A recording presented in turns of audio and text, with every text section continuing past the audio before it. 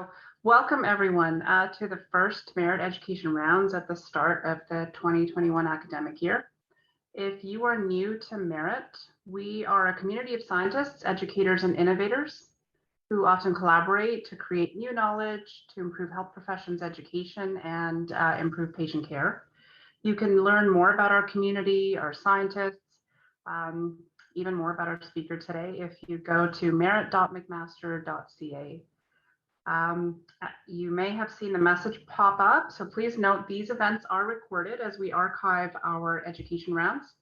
You can find past events on our website, and today's event will be available after some post-production editing.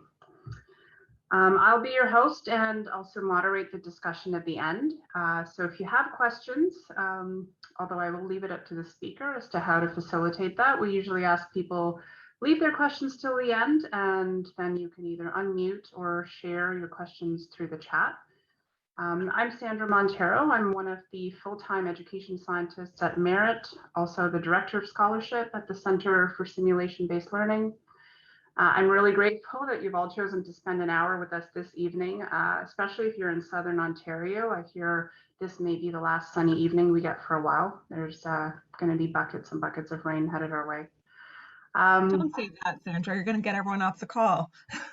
I know, like they all run away. Take a stroll.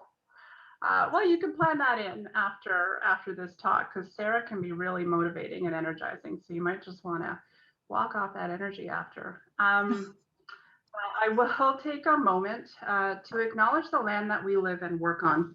And as you listen to me, and for anyone joining the rounds now, I invite you to quietly reflect on the land that you are on.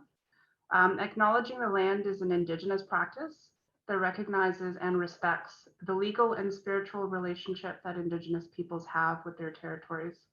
Although a very small moment within this event today, it is a vital practice in bringing attention and showing respect to the Indigenous peoples. For thousands of years, Indigenous peoples inhabited and cared for these lands, which are available to us because of treaties that have forever changed their experiences and reality. To the Indigenous caretakers of this land, we offer our respect and gratitude and commit to work towards equity, transparency, and truth in all that we do. Currently, where I live and work are the same, which is the region of Peel, part of the treaty lands and territory of the Mississaugas of the Credit. In particular, I acknowledge the territory of the Anishinaabe, Huron-Wendat, Haudenosaunee, and Ojibwe Chippewa peoples, the land that is home to the Métis, and most recently, the territory of the Mississaugas of the Credit First Nation, who are direct descendants of the Mississaugas of the Credit. I will also reflect on the land that McMaster University campus resides on, which is protected by the Dish with One Spoon Wampum Agreement and is the traditional territory of the Haudenosaunee and Anishinaabe. Moving on to the scheduled event for today. McMaster's Faculty of Health Sciences has a lot of really great creative people with amazing talent for developing new ideas. And Sarrah Lal is certainly one of those people. You can find her leading and collaborating several initiatives within the School of Medicine and Division of Education and Innovation. If you review her bio, which was shared within the poster promoting the event today, you can see that she's comfortable translating her business and science training across multiple domains, including the full scope of research and design, startup business management, and educational leadership. And we are really happy to welcome her here today to share some of her expertise and talk about the acquisition of health innovation and entrepreneurial competencies in higher education. Thank you for joining us, Sarah, and I will give you the stage. Thank you so much for the very warm welcome. I hope everyone sees my screen. I'll just operate under the assumption that hearing nothing, everyone is able to see everything that I can. So welcome everyone. It's really an honor and a pleasure to be here today. And it's actually my first time doing rounds with Merit. However, I've been a member for, I think, maybe 3 years now, and I've really enjoyed all the individuals who I've met and really connected with through merit. So thank you so much for the invitation. As Sandra said, I will be talking about health innovation and entrepreneurship, and more specifically, the work that I'm doing with trying to convert this topic, this discipline, into something that is competency-based, i.e. measurable in terms of the performance that we're able to observe through the learners that are taken through innovation and entrepreneurship education. So this is going to be all about developing an accessible and outcomes-based health innovation and entrepreneurship curriculum. In terms of questions, I welcome as many questions as you would like to have for me in the chat or just spoken at the very end. However, I don't actually see the questions as they're coming through, and so I'll just wait till the very end to address all the different questions, if that's okay. So I got a bit of an intro there. I included also a slide to introduce myself. I'm not going to belabor these points. I don't really think that they're all that important, but I just wanted to disclose that I do work in this space. So I teach in this space, I help build companies in this space, and I am quite invested in the local movement to try to improve how much of health work and clinical work is making it outside of the university in the form of new startups, new ventures, but also licensed technologies. And so I do serve as an advisor and independent consultant. I do have several board positions in various healthcare organizations, and I do also serve as a startup advisor while also being an entrepreneur myself. So yeah. Yes, I love dabbling in different disciplines. My training is actually originated in chemistry, so kind of the study of how things work together, how you can create new things through different combinations.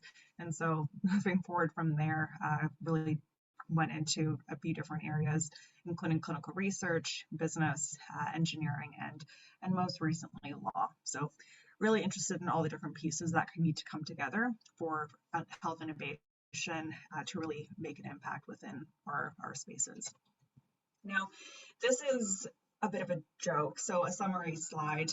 If you wanted to leave now, this is the too long and didn't stay slide. However, the overall premise of what I'm going to be speaking to you about is that health innovation and entrepreneurship courses, programs, and experiences are simply not designed for the types of individuals that we're trying to create. They're actually not just-in-time experiences. They're not very often adaptive to learner needs. And so if we think about this and consider, what does this education usually look like? Well, looks like a course. A course is a 4-month engagement. Nothing happens after course is over. So it's an academic exercise. If you go to an accelerator, then you go to an accelerator with an idea, something that you already want to take forward. And so it really relies on people coming to the accelerator with something that has some legs. If it's a program, then again, it has a start and an end point. And unfortunately, the thing about programs or courses or anything within much of the academic world is that it is evaluated and you get marks. And sometimes marks dictate what we do, what we don't do, and that doesn't necessarily translate to long-term engagement within the entrepreneurship space. And so there's a mismatch here that unfortunately exists because we train individuals in these environments which are not just in time, they're not really adapted to their needs. They don't really continue to support them after they complete the course or the program. And that results in theoretical knowledge that is acquired, but not necessarily being able to take knowledge and adapt it to new contexts. There's a low conversion from theory to practice. So consider who actually takes these courses. It's usually people who don't necessarily think that entrepreneurship is a strange thing. And so they kind of self-select to engage in these types of initiatives. And then ultimately, because we're thinking about the big picture, oftentimes these courses don't actually lend themselves very well to achieving socioeconomic impact goals. And so when I say that, I mean, what happens after you identify an idea? What happens after you work on a project? Well, the goal would be to create a new company, create a technology that's worth investing in because it solves something that is really troubling the system. And so you're not able to do that because you have that start and end point. And again, the incentives and motivators just aren't there to continue engaging in this work. So what do we do? So my argument here throughout the presentation is going to be that we need to rethink how we design innovation curricula. And we need to think about innovation curricula in terms of not just the knowledge and skills that we're able to pass on to the learners, but also in how we expose them to circumstances and different opportunities, or entrepreneurial behaviors, and then be able to understand complexity. Healthcare is complex, innovation is complex, and so they have to be comfortable in navigating ambiguity and complexity, and then always be able to think about both the small picture, so their projects, but also the bigger picture in terms of how this is going to impact other things down the road. And of course, with those behaviors and complexity in the big picture into the mix, it's hard to scale this kind of a program. And so if I were to put these 4 things in front of you and say, okay, this is a coaching-based program, it would make sense. But coaching-based programs are small scale. There's the ratio of instructor or coach to learner needs to be small enough to make a difference. And so unfortunately, we do have to think about how to manage that. And so to scale, what I'll be proposing is a tool called the Innovation Navigator tool, or iNav for short, that can actually help to manage these resources that are available for people to do their learning, but also that in combination with a system of different learning opportunities that can really feed off of each other and make sure that we leverage what the learners want to do to actually create a system or community that really makes sense. And more on that later. So the topics that I want to talk about include a bit of an overview, a bit of a baseline understanding of what is innovation, what is entrepreneurship, just so that we have the same working understanding of these things. Then I'll walk you through some of the rules of innovation, if you will, and the common challenges that I've witnessed throughout my time in training individuals in this space. Then we'll talk about what we've been doing in terms of developing a health innovation and entrepreneurship curriculum, and then we'll wrap up with a summary of how iNav, or the Innovator Navigation tool, is a curriculum support tool that we're really excited will be accelerating outcomes that are available to be created through the curriculum that's being developed. And then we'll move into Q&A. So innovation is many things, and very often when I start video, okay, sorry, was my video not on this whole time? No, it was.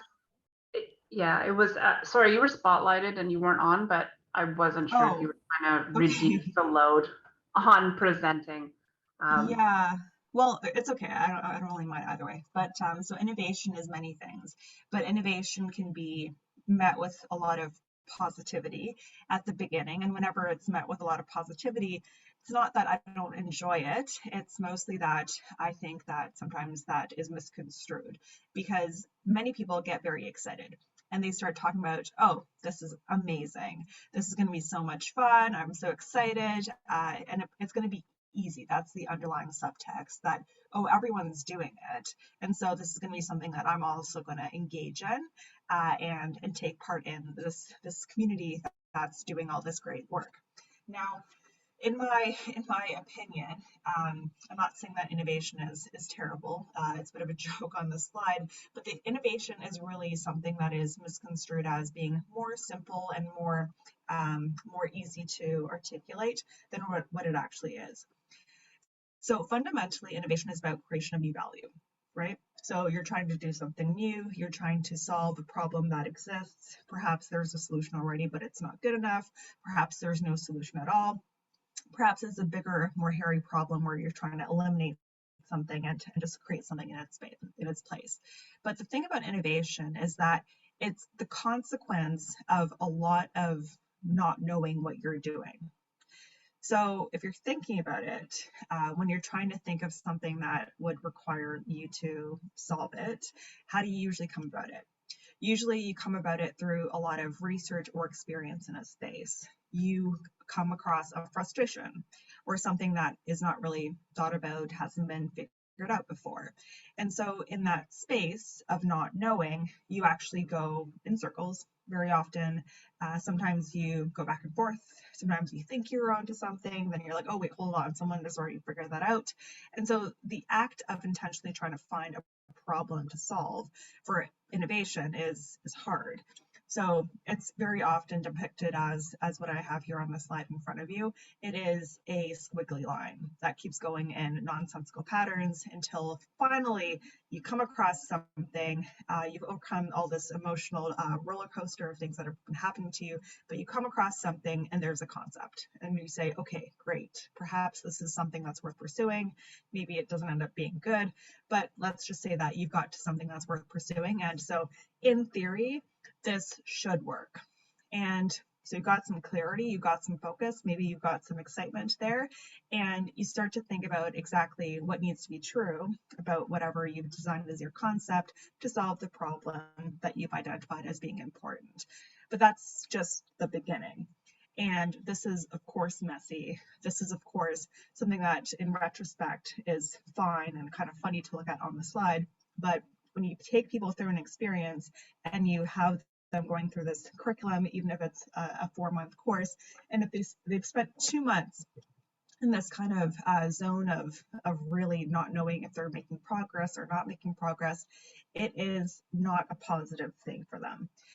And so when we're thinking about designing innovation curriculum, we also have to think about how do we engage with people in a way that they understand what is happening here without getting discouraged. And so here's one of the first problems. Innovation is complicated, it is messy, it is not something that people like to actually be a part of. They like this bright and shiny thing over here, but they don't like everything that precedes it.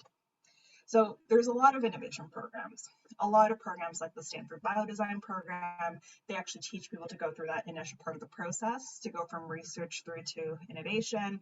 There's the lean startup method that more so focuses on the concept through to the design. And then, of course, after you got to that design point that you have something which is innovative and something that could potentially capture value and present something novel to the world, then you have to think about the next thing, because it's not just about the idea, the concept, or even the design that you're proposing. It's about something else. It's actually about the entrepreneurship. And so here we've got a lot of incubators, a lot of accelerators that really focus in on this. But what I want you to note here is what entrepreneurship is. And what entrepreneurship is 3 things. So entrepreneurship, first and foremost, is about being able to spot an opportunity that is worth acting upon. And so while innovation is all about finding that reason that something needs to exist because it solves a problem, so it presents new value, when you're actually talking about entrepreneurship, it becomes a good measure of an entrepreneur if they can spot which value is actually worth pursuing.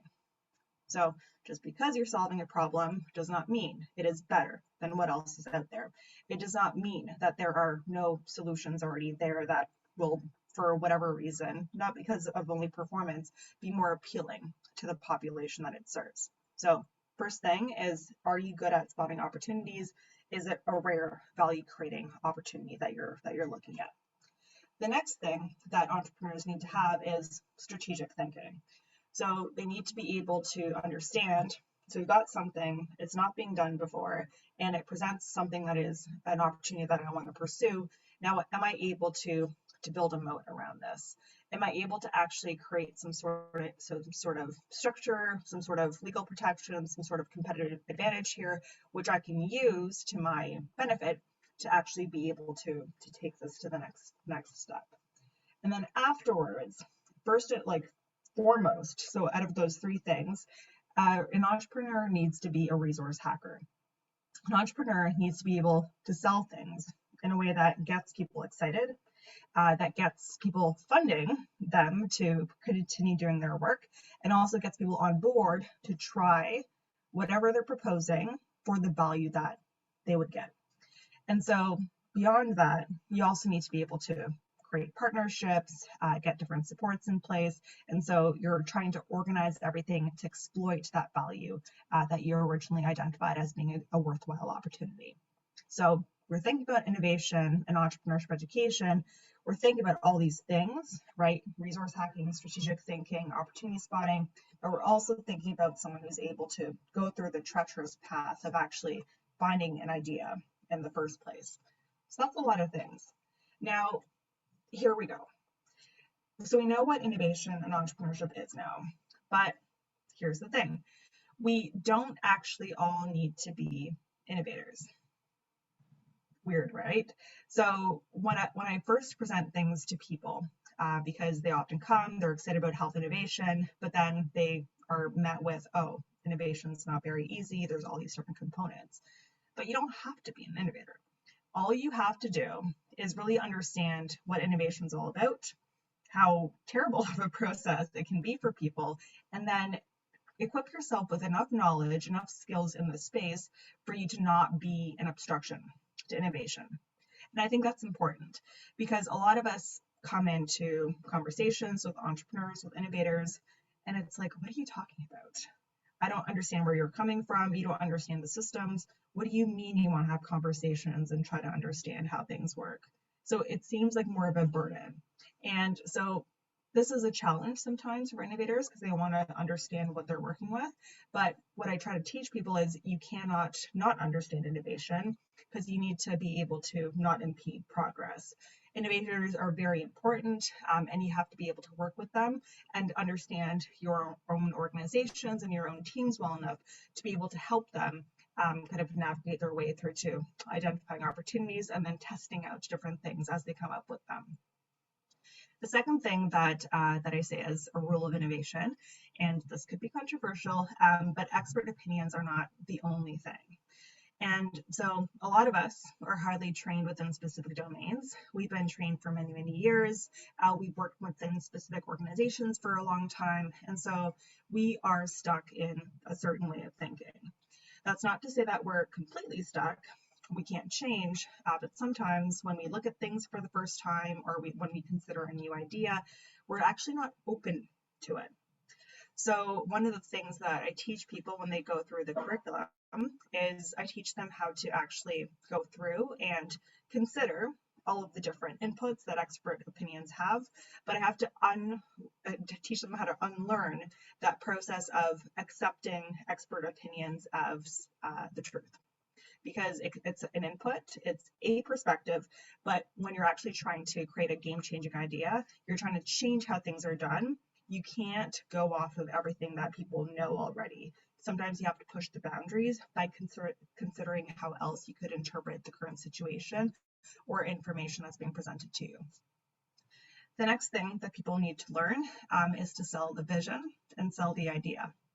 People are really bad at this because they're good at kind of sharing the results. They're good at analyzing, saying, oh, this didn't work so well, that didn't work so well. But within innovation, you're trying to get a sense of what people are thinking about what you're proposing. You're proposing something. You haven't built it yet. You're proposing something that really doesn't exist. But through the responses that you're able to get to people, from the opinions you're able to get, the questions that you're able to get from people, you actually are able to get a lot of information. And so people who go through these programs need to become more and more comfortable with actually selling. So it's always a dirty word, but selling their idea and vision and being open to whatever comes back and using that to further inform what they're doing. Failure is not something we encourage within the academic system, unfortunately. We fail and we say, okay, that's a bad thing, that's a bad grade, that is irreversible. Within a lot of the curriculum that I have, you actually are supposed to fail.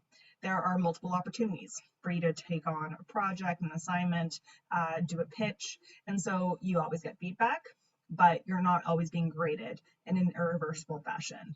And what this teaches people is to actually fail, but then learn from the experience, change their approach, adjust how they're doing, and then actually keep going. And that's really important because we have to get away from A+ for everything all the time as being the goal, and being open to getting a 60, a 70%, and increasing performance from there. So this is also linked to how people work within a complex environment. You actually learn through little experiments. Sometimes it works, sometimes it doesn't. And then you need to remain curious and actively learning to get a better outcome next time. And the last thing that is true for innovation, when I work with my learners, it is all about time limits and pressure. So we don't always like working under pressure. We like to have lots of time to actually learn what we need to learn, to perform in the best way possible. But unfortunately, that leads to a lot of perfectionism. So time constraints are normal. You will never know anything. Just make a decision, run with it. And through practice, through trial and error, people learn to make better decisions more quickly, and then they become more comfortable with those kind of high pressure scenarios. And of course, none of this is comfortable at the beginning, but the goal of this curriculum is to slowly ease them into thinking about all these different things and slowly become comfortable in performing within an entrepreneurial environment. Common challenges. So I kind of mentioned this when I was discussing the previous innovation rules, but I'll go through these again. So first thing, a big challenge for me is that there's an assumption that if you're an expert in one thing, you're an expert in another. Absolutely false. So entrepreneurial activities are a discipline in themselves. Business is a huge, huge discipline with many areas. And just because you're trained in business doesn't actually mean that you're a good entrepreneur. So understanding that, we think about people as being serial entrepreneurs and understand that there's a reason why they get better every single time. One of the other things that's a huge challenge for me is poor communication skills. This is maybe disappointing, maybe it's not disappointing, but there is a lot of verbiage that is often used in communications, lack of clarity, too much with too little actually impactful information. And so I always encourage people to consider storytelling. So write things down on a piece of paper as a story before you put together a presentation, for example, and so teach them how to communicate effectively. Another thing that's a problem, the slow pace. In academia, we don't really move as quickly as industry and startup worlds do. And so just kind of changing the record on that and making sure that people look towards external sources to see how fast-paced things can get.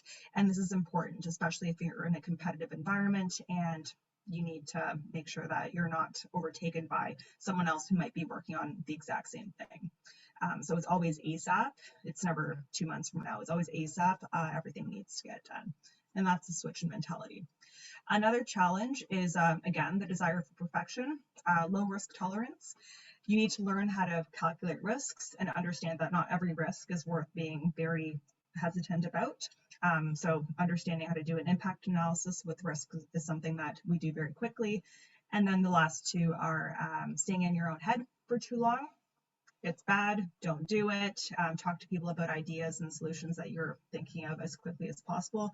It'll help you get a little bit more perspective on your idea and smooth out the rough edges. And then the last one that I hear all the time, every single competition that I judge, where there's a lot of people within the healthcare professional space especially, no one wants to charge people. And this is not good. Oftentimes within an academic environment, we're reliant on grant funding as opposed to building business models. And this is not good for innovation because oftentimes when grant funding runs out, the innovation dies, the initiative dies, the program dies, and it can't come back. So building up that business model, being sure that there's someone that's willing to pay or some form of sustainable financial basis for what you're doing is really, really key. And so as quickly as you can get out of thinking that no one needs to pay for anything, the more quickly you can create sustainable value and even scale it over time. So looking at all these different programs and being in this space for a little bit of time, it seemed as though there were two things that were true. And the first thing is that your existing programs and experiences are really catering to people who are already thinking in this dimension. So you're not really training people, you're just supporting the people who already want to go down this path. Is that what we want to do? Maybe not. The second thing is that usually performance is measured through things like grades, or we look at alumni, see where they're at. Are they working in startups? Oh, we must have a very entrepreneurial program. That's not always the case, right? So again, if we're selecting for people who have these predispositions, it's hard to actually say that, oh, our program made them this way. But also performance measurement, especially for accelerators and incubators, is through capital raised, new ventures created. And so we don't actually have a way of measuring in those scenarios individual or team performance. And so it seems like we measure individuals in strange ways, but we're also asking them to do things that they're already predisposed to because we're selecting them for this program. And then on the other side, when we're actually getting people to think about venture creation, we're measuring the project's performance, so the startup's performance. And the thing about entrepreneurship is that you can actually know everything, but fail.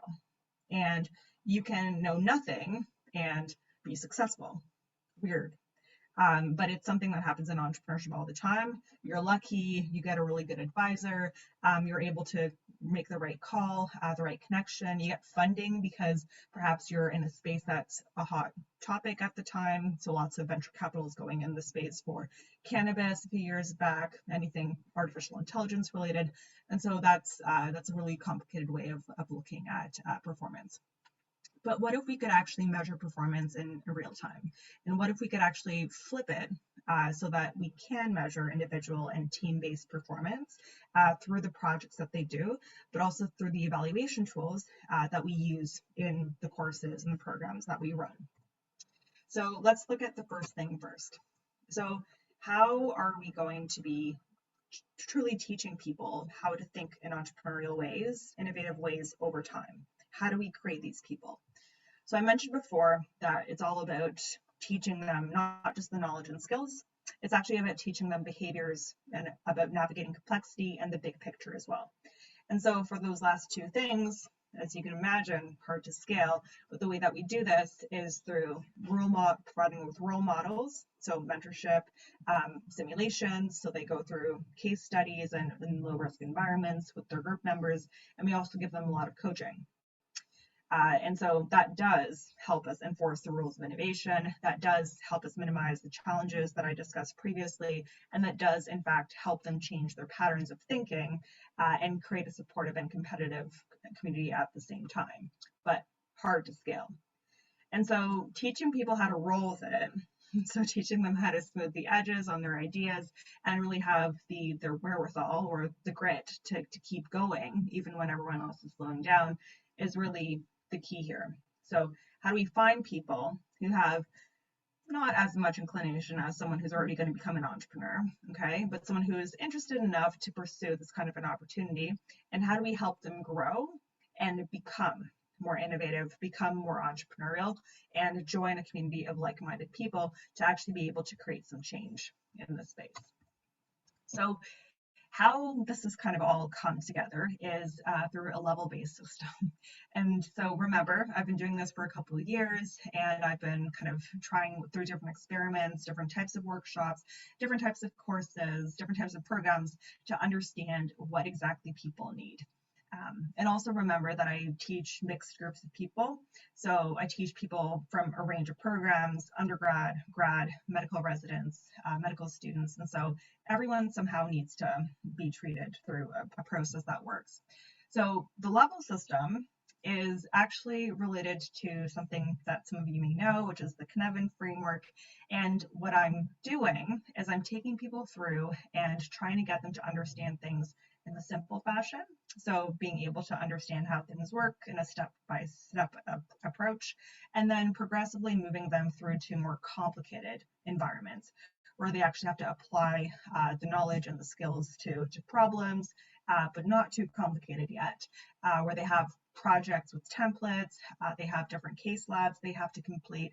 And then from there, I move into more complex and chaotic things that they have to learn how to work through. And that's where we get into multi-step problem sets, case studies, where they begin to understand that, okay, in this scenario, I could use this or this or this, and they have to make rational choices for why in this situation they would choose this approach versus another. And so no templates, a lot of multiple mini interviews actually. Thank you, medical school, for giving me that inspiration.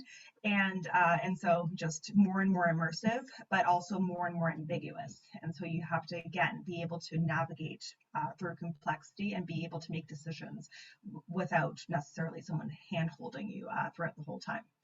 And so going, again, through simple, complicated, complex, and then chaotic, and progressively people do, in fact, develop ways of thinking, so mental models that will then be able to be used again in other scenarios. And those other scenarios are often companies that they end up creating, or different internal projects that they end up working on. But the key here, again, is the fact that we're slowly immersing people in more and more uncomfortable situations, but because it's progression, they don't feel as threatened, they don't feel as uncomfortable, and so they're willing to go through that learning process. Now, how does this actually look in programs? So again, it needs to be just in time and adaptive. And so I've settled on having two types of programs, so two streams of programs, and those are called the Clinical Health Innovation Program and the Health Ventures Program. And so when we think about the Clinical Health Innovation Program and the Health Venture Program, what I said is the #1 rule about health innovation still stands. And if you remember what I said, it's that not everyone needs to be a health innovator. This is most clear in the clinical stream, because once the clinical stream is completed, so this is a 6 to 12 month program, more flexible because I understand the clinician schedule is a little bit chaotic at times, but after this is completed, they actually specialize. They specialize to become people who can help entrepreneurs become immersed in the hospital and get their projects at least pilot tested within a clinical setting, and that's called the clinical champion specialization. Then I have another stream or specialization that's called clinical advisor. And that's where the individuals who are in this program actually get together for roundtable discussions. We do this every 2 weeks. I'll bring in 2 startups and we actually have advising sessions. They tell us how they develop their technology. We ask them questions from a clinical perspective, and so back and forth. And it's actually a really rich and engaging discussion. And so we're partnering with lots of the local incubators and accelerators to make that a possibility. And then the last specialization for clinicians is called clinical innovator. And so if after all this, they still want to pursue health innovation as the person who leads the charge on a project or as part of a founding team, they can do that specialization. And that's where they actually go into environments that they are more familiar with, so their clinical practices, and they work with teams of business students, engineering students, health sciences students, and they find things that are worth solving. They prioritize. They don't just follow the lead on what exactly just the resident wants, but they go through a process, and then they go through develop solutions, and ultimately we nurture them through other programs that are listed here, including health ventures. Okay, and then on the health ventures side of things, this is all about the people who are not necessarily clinical in their training, but they are still interested. And so they go through a little bit more levels in their first exposure, but afterwards they go into more settings where they can continue to explore projects that they've started to work on in health ventures or find a new one with the residents in innovators and scrubs. And then everyone ends up in either health ventures level 2, which is like an accelerator type of program, or they go into a complexity specific course, but work through their project to kind of consider the implementation considerations. So lots of different things. And so as this was all being put together, it was quite apparent that there were lots of levels, and it was quite apparent that there were all these different steps that needed to be taken to progressively take every type of learner that I could possibly get and get them to actually create something and be happy with what they were able to learn at the end of the day. And so that question of how does this all connect was quite obviously needing to be addressed. And so that connection piece, so this is about question number 2 thing, that connection piece actually ended up also being a method in which we could measure individual team and project performance in real time. And this is what iNav is. So technology to the rescue, technology should help wherever it can. And so this became a clear example for me of how we could actually develop within the programs that we're already running a tool, a curriculum support tool that actually accelerates outcomes through being able to replicate in some ways the work that the instructors and the teaching assistants are already doing with the students. And so this is a tool that can monitor performance throughout these levels that I was mentioning through questions that it asks and through case studies that are posed to the learners, and they navigate through them on all the different levels. But it's able to then manage the learners in a way that helps to create efficient learning. Efficiency being defined as minimizing the amount of time that's actually required to reach the next level. And so that in combination with the peer and coach assessments that they're able to get through the presentations that they do or the group work that they do, as well as the project outcomes they're able to achieve through different milestones that need to be completed as they go through, actually correlate to competencies. Competencies being combinations of skills, behaviors, and knowledge that they acquire over time. And the cool thing about Inev, and I don't think I'm supposed to say cool thing about something that we've developed, but the cool thing about Inev is that it actually helps you as a learner get navigated to what is the next best thing to support your learning outcomes. So what can help you better understand what you didn't understand the first time you went through a question set so that you can actually do better next time. And then you can move on to the next level and get better and better in this health innovation and entrepreneurship space. So simple depiction and kind of a listing of next steps. So what Inev is able to do, it's not complicated. It was never intended to be complicated. It really is just a way to collect inputs from quizzes that they complete, assignments that they complete, or presentations that they complete. And the tool can mark things if it's programmed to mark things, so that's where the quizzes come in. But then on the assignments and presentations, it's able to get input from the instructor, the TAs, as well as the coaches, just depending on what the actual element is. Once that's completed, they get immediate feedback. So the tool actually gives them, based on the ranking that they got in the tool, resources that they could use to improve their performance. So even if it's how to do a better presentation, how to actually better understand how to do market sizing, it'll give them the right information and help them better understand so that next time they come across that kind of a question, they do better. And then ultimately, at the end of the day, what Inev is doing through these levels 0 through 9 is that it helps you play at a specific level in the innovation and entrepreneurship game, if you will, until you reach a performance that it says that you need to achieve to get to the next level. And so 0 through 9, you have to get to a performance of 80% in that particular competency to move forward. But competencies are always being tracked across all the different courses and programs that are being delivered. So just to give you a little bit more information on how this works, this is not just levels 0 through 9. There's actually 12 different competencies that we've come up with for now. And those 12 competencies are being looked at through every single one of the courses. And those are, for each of those 12, they have to get through levels 0 through 9.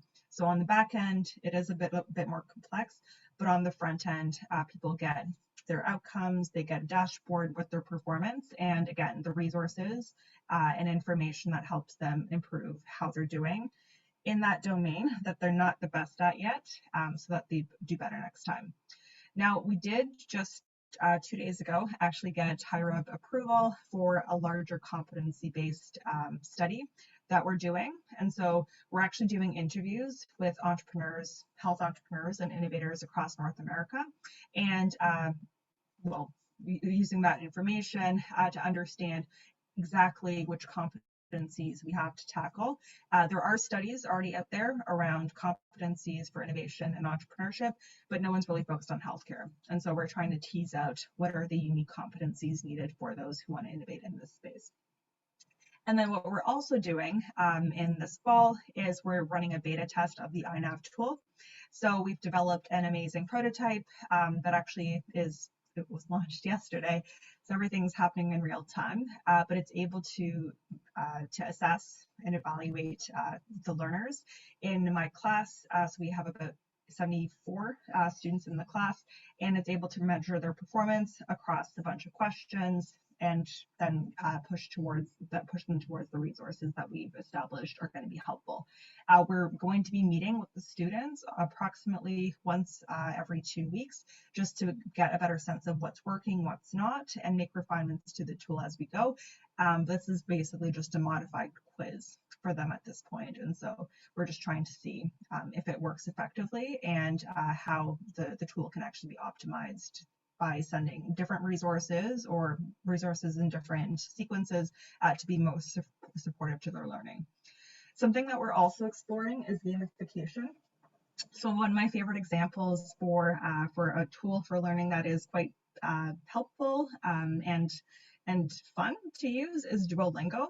So we're trying to create something like that, essentially, where you're getting prompts, you're getting reminders, and you're able to track what levels you're progressing at. You're able to have streaks, and you're able to be rewarded through badges for things that you're able to accomplish through the tool. And the last thing I wanted to mention is that I know I said that these are all courses, and they're all kind of 6 to 12 months or 4 months, depending on what kind of learner you are.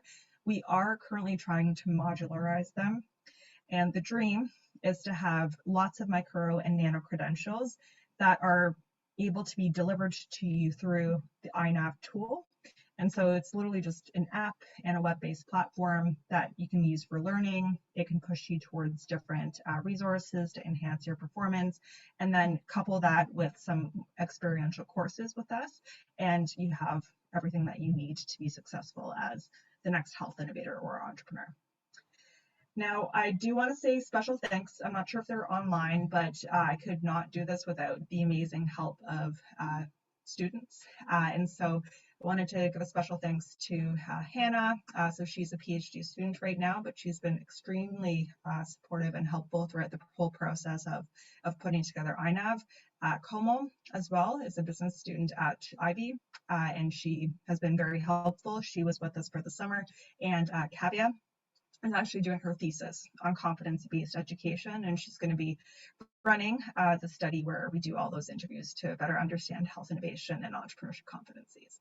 And of course, always grateful for the support from the community of clinicians and researchers, as well as Dr. Kelton for the MGD Health ICE support that I do receive all the time. Now, with that is the end of my presentation. Thank you so much. And if you have any questions now or later on, feel free to email me. But if you have questions, then I'll stop sharing my screen and I'll just pop into the chat to see if there's something that I can help folks understand. Thank you. Thank you so much for that, Sarah. It was really, really illuminating and certainly had me thinking some grand ideas. One of the things I really appreciated was understanding that, I don't have to do it all, I guess, and I can still borrow from great design, like your example of borrowing from the Duolingo kind of model for building capacity. I do have a question. It's kind of selfish, and it actually doesn't quite have anything to do with innovation. Okay. If you'll indulge me, you can just reflect on that, and hopefully the audience will warm up to asking a question of their own. What I found another thing I found intriguing was this concept of getting comfortable with chaos, complexity, whatever, the frustration and the failure. And it reminded me of what educators often want to help their students achieve in the healthcare professions is just getting comfortable with that ambiguity, the sense of walking in and not necessarily having all the right answers, and being willing to explore something and maybe failing now and then. And there's discussions about, wouldn't it be nice if they just kind of walked in with that attitude and they entered school with that capacity? And your course is designed to foster that over time. I'm just curious if people have, if you've been exploring this idea as tapping into pre-existing attitudes, or like what's your experience with students that are comfortable with that at the beginning? This idea of, innovators attract other innovators, and maybe that's something innate to them, or is it teachable? I think the answer is yes, but just share what you. Yeah, no, it's interesting because it really dovetails nicely with a lot of other conversations that we've had, because it's all about the feeling like you're enmeshed with others that you're in this experience with. And so what over time I've come to realize, and of course 2020 is everything, because you realize everything's so simple, but it's all about community. If you trust the people that you're in that experience with, if you're able to know that no one's going to laugh at you or think you're stupid if you say something that's not exactly what you were supposed to say in that given moment, then that actually is the key to an environment where people feel safe enough to do health innovation. And we have a specific opportunity that's actually coming up called the Innovator Games, which is specifically designed to use theater, so applied theater and creativity to help you learn how to perform in different scenarios, and use acting to actually learn about how to ask the right questions, how to get information, how to collaborate with a group of people that perhaps you don't know very well, to be able to achieve outcomes and objectives in a particular simulation. And so that's a 4-day session that we're running later this semester. And that's with two of my amazing colleagues. So Dr. Sean Park and Harley Javine are two people who are amazing, but also very different from what I bring to the table, right? Because they have design and theater as what they bring. Yeah, really good. And I do some of the trainees kind of comment on, does this translate to their health professions training experience as well? Yes, and most often though, the comment that I get is around how it expands people's understanding of what they can do after school is done, even for people who are doing their residencies. So it helps to influence what type of clinician do you want to be? Where do you want to work? Like what kind of environment? What types of skills do you want to pick up through additional training? People often don't even think about design training as something that they should pursue. Well, maybe you should. Or, do you know how many people actually I've sent to acting classes or improv classes? Because it becomes apparent to them very, very quickly that this is something useful, and they understand why it's useful after exposure to a few different scenarios in the courses that I do with them. So it's a lot of eye-opening experiences, I think, for people. Yeah, that's right. Sorry, I don't trying not to kind of derail the discussion in terms of building entrepreneurship and innovation skills. But Renata did post a question about whether there are any particular features of communities that are more innovation friendly in your experience. I mean, you work with trainees from various professions and disciplines. Yeah. Okay. Awesome. So particular features of communities that are more innovation friendly. So I would say environments where you have to be faster paced and you have to deal with uncertainty a lot. So where there's always information being thrown at you and you sort of need to figure your way out, and you need to learn how to think for yourself and critically analyze information as it comes. That is an environment where people tend to be more adaptive, more nimble, and more innovative or open to innovation because of that. Now, places where you can do the same process all the time and everything is tried and tested and nothing really fails, and then you don't have to bring in new stuff very frequently, that's where things tend to be the most stagnant and most resistant to change. So there are micro environments all over the place, teams, small divisions, where the stuff is very practical and it's very clearly evidence to them that it's useful. But there are also places where the thinking has been very similar for a long time, and so they're more resistant to this. I see there's some discussion sharing just wonder, gratitude, joy over the benefits of improv and training. And Teresa's shared for everyone's benefit a podcast on serious games and medical improv. Awesome. Thank you.